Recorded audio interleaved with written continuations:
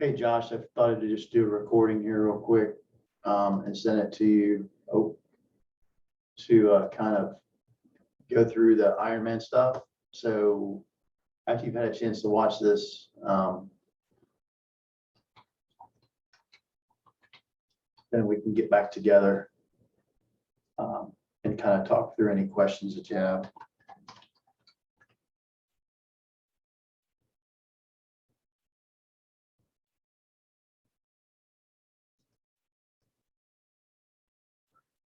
So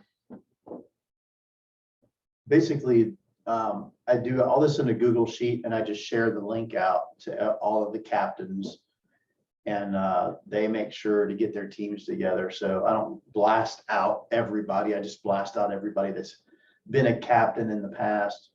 Let's see. And so it's basically a spreadsheet, a Google Sheet. And on one sheet, I have, just information about the tournament, when it is, and sponsorship information, hotel information, team fee, a general breakdown of the tournament, where to send money and how to pay, location, that's really all that is on the first page. I usually create a little link for the captains to link. When they click on that link, it takes them to this Google Sheet. So on the next tab of the Google Sheet is just sort of the Ironman rules, which just sort of explains what the tournament is, the rules we go by, just some catch-all stuff that we can refuse players if we want, if there's a strict no fighting policy. 8 players maximum roster. The way we do goalies is we assign the goalies, and then the teams just kind of drop in and they get whatever goalie is assigned to them. That way there's some parity. Goalies swap midway through each game. That way, again, you have parity and the goalies aren't making a difference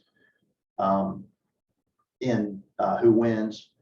Goalies with the best goals against average, they win a championship too. They win the spot in the championship game. So goalies are competing against each other basically by goals against. Full ice 4-on-4, 3-minute warm up before each game, 20-minute runtime game, no timeouts, last minute is stop time, 1 official per game, 2 officials for goal.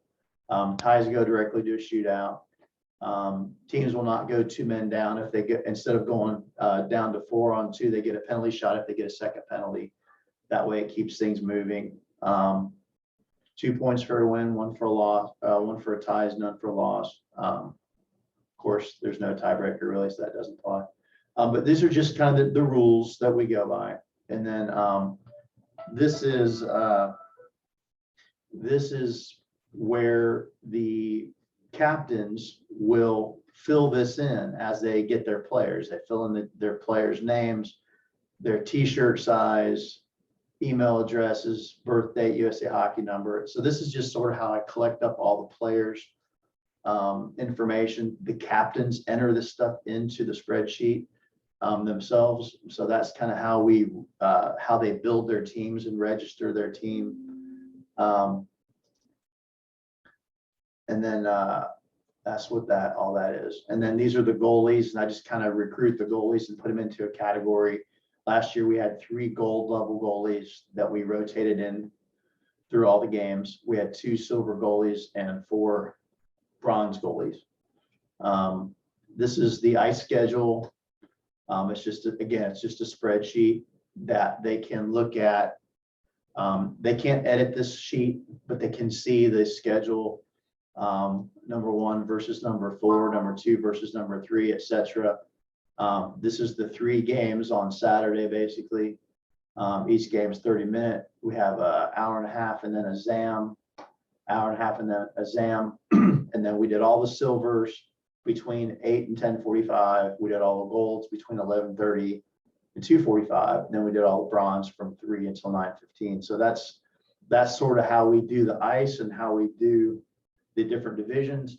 I think we should have 3 tournaments actually, and have the silver have their own weekend, gold have their own weekend and bronze have their own weekend. There's lots of reasons why that would be a good idea. I think that's a good idea. So I would want to discuss that further to make some changes to it. This is just another spreadsheet that basically just tracks the scores, the points, bandits, wins, losses, goals for, goals against, number of penalties, and then all their points are totaled out here, and then the seeding is all here. And this is all done on the spreadsheet so that they can see, what their team seeds for the tournament on Sunday. So all the Saturday stuff is seeding and point scoring for the tournament on Sunday. So that's what this is. Silver division, bronze division, gold division. And of course, here's the bracket. This is for Sunday. This is for the single elimination tournament. All this seeding is done from that sheet you just saw. And this is just how we fill in the bracket. And then this is the budget. This is how we do it. 16 teams, $600 a piece. 2 sponsors. We only had one last year, I think. $500. We do sell a few shirts. We didn't sell any pucks. That really should not even be there. And then here's our expenses: the ice time, referee costs, t-shirt costs, insurance, scorekeepers, I pay them. The volunteer meeting, we buy pizza and drinks and stuff, so that I pay for that. Planning committee meeting, we also have a second meeting where all the volunteers and everyone gets together and we talk about what they need to do. The pucks that we give away for awards. Now I have a case of these already. I printed them up so that they would be the same every year. So I can give that to you. It's about probably, I don't know how many I've got, probably 50. And then last year we donated money to Brian Copper's family. And then you got your total expenses and your net profit right there. So this is sort of what the financials look like. It'd be a lot different, if you guys are doing it, but you kind of get the gist of that. And then that's it. So I'm going to stop this recording. I'm going to send you this video and you can watch through it. And that way you can kind of get some questions together, and then we can get together and meet. So I'm going to send you this PDF so you can see it, and I'm going to send you this video. Obviously you're watching this video now, but and then we can get together. So all right, cool. Hope you guys are excited about doing this. Like I said, I'm 100%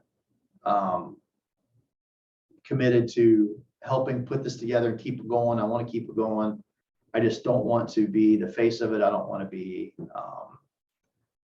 the one running the whole thing. I really think it would be a great advantage to the city to have this tournament every year and have it keep going and have it something that belongs to Pelham Civic Complex and continues on in perpetuity. So it needs to be bigger than any of us that are running or starting this thing. But I'll help out any way I can, and I want to keep it going. So I'll help every year. I just want to back out of it a little bit. So, all right. Thanks, man. I'm glad you guys are considering this. If you have any questions, just let me know when you're ready to get together.